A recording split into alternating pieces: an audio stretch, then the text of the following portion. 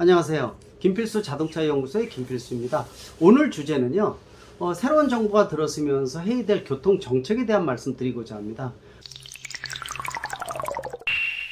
최근에 들어와서 이 대선이 곧 다가오면서 누가 대통령이 되는가에 대한 관심이 굉장히 높아지고 있습니다. 양쪽 대선 주자들 또 다른 대선 주자들도 마찬가지지만은 여러 가지 국가 경제라든지 국민의 안전을 위한 여러 가지 정책을 표명을 하고 있습니다. 그러나 최근에 들어와서 국민들의 가려운 부분들을 긁어줄 수 있는 일선에서의 정책에 대한 부분들은 아쉬운 부분이 상당히 많다고 볼 수가 있습니다. 전문성도 좀 떨어지는 부분들도 있고요. 또 발표되는 내용 자체가 설익은 부분들이 많기 때문에 실질적으로 대통령 공약으로서의 의미가 있느냐라고 봤을 때는 상당히 고민되는 것도 많은 것이 사실입니다. 즉, 이 전문성을 더 기해야 되겠고요. 또 일선에서의 실질적으로 해결 과제를 실제로 제시를 해주고 또 완성도 높은 이런 공약이 돼야지만 그만큼 국민들이 편해지고 안전해지고 국가 경제 발전에 도움을 준다고 볼 수가 있습니다. 그러한 여러 가지 정책 중에서 오늘 주로 말씀드리는 내용은 자동차 관련 정책도 있을 수가 있고요. 교통 관련 정책도 있을 수가 있습니다. 그래서 오늘은 주로 교통 관련 정책, 앞으로 분명히 새로운 대통령이 들어오면서 새로운 정부가 해결해야 될 과제 몇 가지를 말씀드리고자 합니다.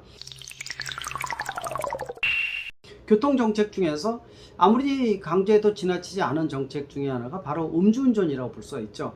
음주운전에 대한 부분들, 특히 대부분의 사고 자체가 초범보다도 재범, 3범 이상이 많다는 겁니다. 다시 말하면요, 한 번 음주운전을 하고 그 다음에 반복해서 음주운전을 하면서 사고로 유발되는, 그래서 사망자까지 발생하는 이런 사고가 워낙 많다는 겁니다. 전체적으로 비율 보면은 아마 60-70% 이상을 차지할 정도로 절대적으로 볼 수가 있어요. 정부에서도 이 부분에 초점을 좀 맞춰야 되는데 좀 아쉬운 부분은 많습니다. 음주운전에 대해서 가중처벌 조항은 의미는 분명히 있다고 볼 수가 있습니다.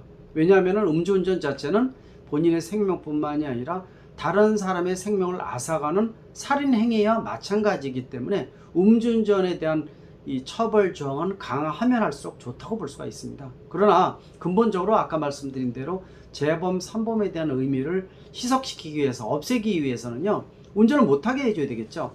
이미 경찰청에서도 6-7년 전부터 도입을 한다고 얘기했던 부분들이 바로 미국 등 선진국에서 내세우고 있는 음주 측정 장치입니다. 차량에 이러한 재범, 3범의 의미가 있는 이런 차량도는 그 선진국에서 많이 도입하고 있는 음주운전 측정기를 자동으로 측정을 해서 문제가 있으면 아예 시동을 걸어주지 않는 것이죠. 이런 부분들은 이미 경찰청에서 표명을 했음에도 불구하고 아직도 시작을 제대로 못하고 있다는 거, 이런 부분들은 우리가 좀 각성을 해서 제대로 했으면 하는 생각이 듭니다. 이번에 대통령 공약으로 내세우고 있는 후보들 중에서 이런 것들을 언급하는 것은 상당히 중요한 의미를 가지고 있습니다. 또 한 가지는요, 항상 제가 강조하고 있는 운전면허제도 강화라고 볼 수가 있어요. 이 부분들은 아마 대선 주자들이 주춤하는 내용이 아닌가 이렇게 보고 있습니다.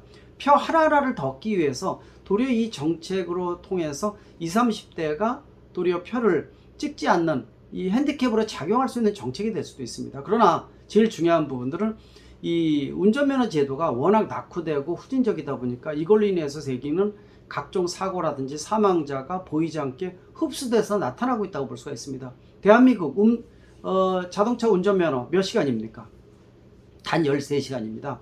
이미 10여 년 전에 이명박 대통령이 대국민 간담회에서 운전면허제도 간소화를 발표한 다음에요, 국내 대한민국의 운전면허 취득 시간이 50시간이 넘었었는데 11시간으로 줄어들었습니다.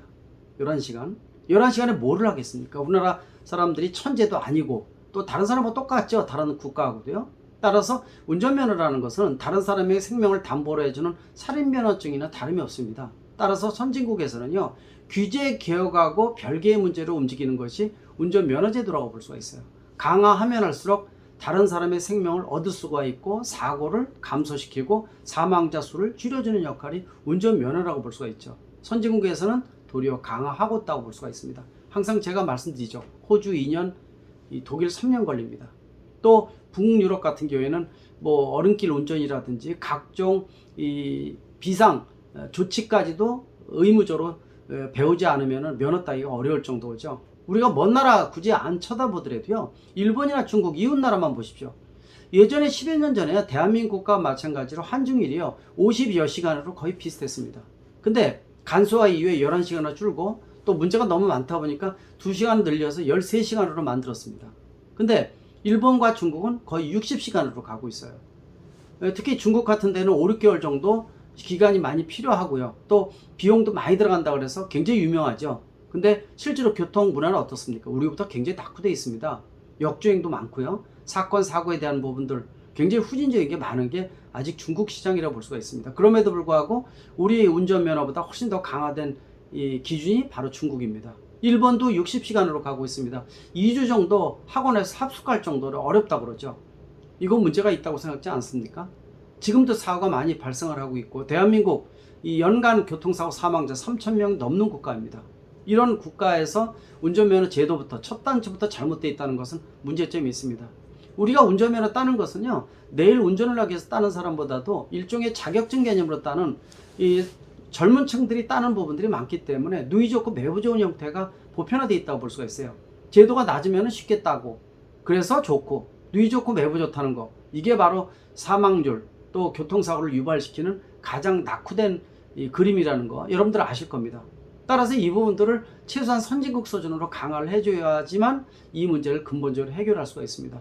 아마 이 13시간으로 줄어든 운전면허 제도를 선진국, 이웃 중국이나 일본식으로 한 60시간을 맞추기 위해서 갑자기 4, 50시간 올린다면 아마 좋아하는 사람 아무도 없을 거예요. 표도 찍지 않겠죠. 그래서 아마 이 제도는 대선 주자들이 공약으로 내세우지는 않을 것으로 예상을 합니다. 그러나 교통사고를 근본적으로 없애는 또 음주운전 감소라든지 또 이 성인들이 차를 가지고 길거리를 나올 때 기본적인 이 자세에 대한 부분들이 바로 운전면허라고 볼 수가 있습니다. 이렇게 낙후된 상태에서 얼마나 심각하다는 거 여러분들 아실 겁니다. 예전에도 말씀드렸죠.